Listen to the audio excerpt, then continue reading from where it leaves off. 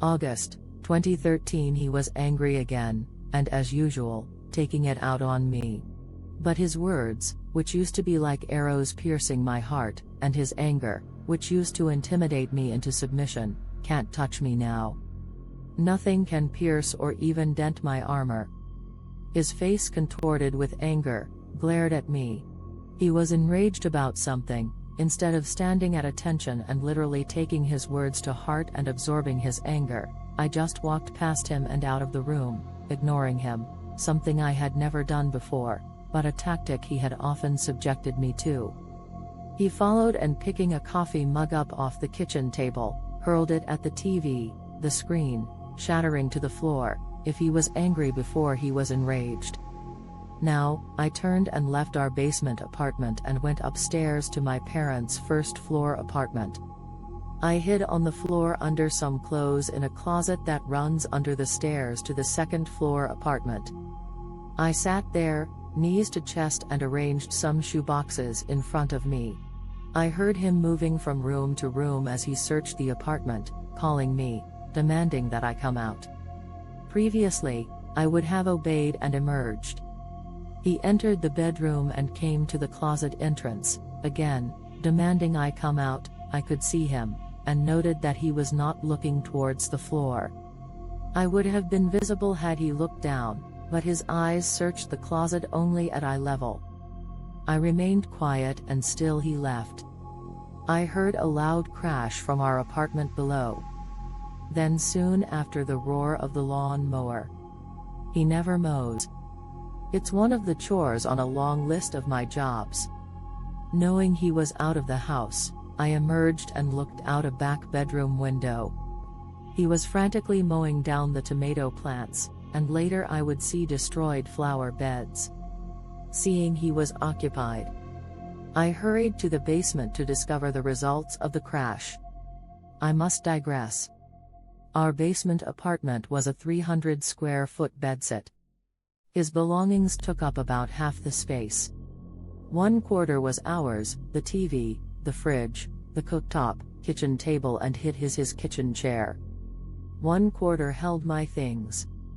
1/2 of our desk, my nightstand, and a bookshelf to hold my clothes and my jewelry, above a print from my grandmother, which I cherish, and above that a shelf displaying my collection of maiden-occupied Japan figurines I kept hand weights under the foot of the bed. He had taken one and thrown it at the area above my bookshelf. My grandmother's print was damaged. Jewelry and shards of Japanese figurines littered the floor. In 41 years of marriage, he had never raised a hand toward me, but I understood this. This wasn't a mug in arm's reach. He had to bend down to get the weight, and in the 360 degrees of the room, he could have hurled his weight. He chose to destroy my things. He hurled it, in essence, at me. I normally would have cleaned the mess up, but that day, I just went back upstairs and locked myself in my mom's bedroom. I had no emotional reaction, no fear, no tears. The new me, my memory of the time between then and later that evening, is gone. I do remember trying to go to sleep, but it was an unfamiliar room and an unfamiliar bed. He came to the door and said, "Come to bed." I can't sleep. I needed to sleep, so I opened the door and followed him down the stairs, entering our apartment.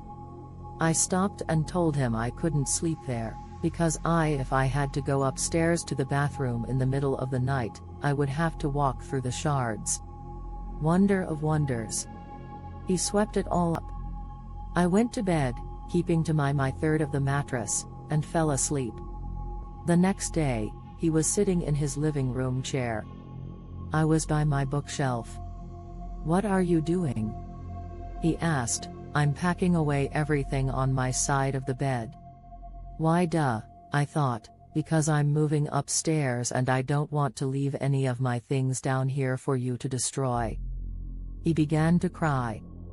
I rolled my eyes, shook my head, and continued to pack. What was it all for? He cried out. I ignored him. "What can I do so you won't go?" he pleaded.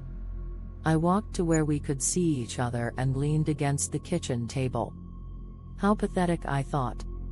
It usually takes a day or two to think, oh, I should have said this or that. So to this day, I cannot tell you how or why it all came to me. And to this day, there is not another thing I would have added. I said, first you will find an anger management class. The VA probably has one. I never want to have to deal with your anger again. I don't want to know about it. If you are angry with me, go, take a walk and don't come back until you feel better.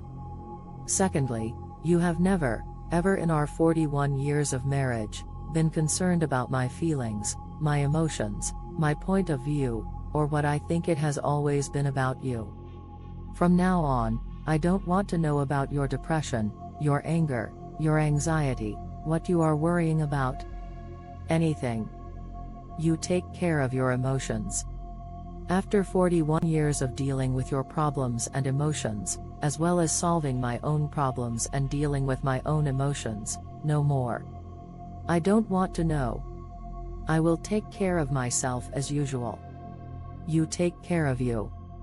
Third, do not come between me and the people I love. I don't care if you don't like my brother, my uncle, my sister, members of your family, or if you hate our son, which he all did. If I want to visit them, I will go. You stay home. I don't want you to come and stand there glowering, and when I return, I don't want to find the house torn apart and things destroyed. I do not have to babysit you. He sat there and said, okay, but I don't have to go to an Angie anger management class. I can manage it on my own, and I knew he could. He chooses to be angry only when there's no one but our children and I are around.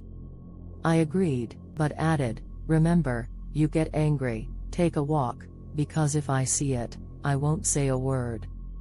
I'll just move upstairs. I